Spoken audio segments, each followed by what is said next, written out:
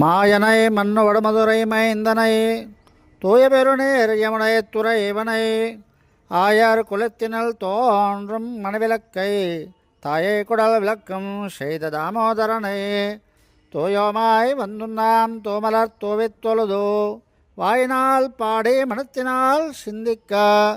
போய பிழையும் புகுதருவான் நின்றனவும் தீயினால் தூஷாகும் செப்பேலோர் எம்பாவாய்.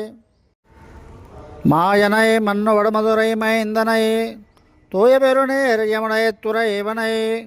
ஆயார் குலத்தினல் தோன்றும் மணவிளக்கை தாயை குடல் விளக்கம் செய்த தாமோதரனை தூயோமாய் வந்துண்ணாம் தூமலர் தூவித் தொழுது வாயினால் பாடி மனத்தினால் சிந்திக்க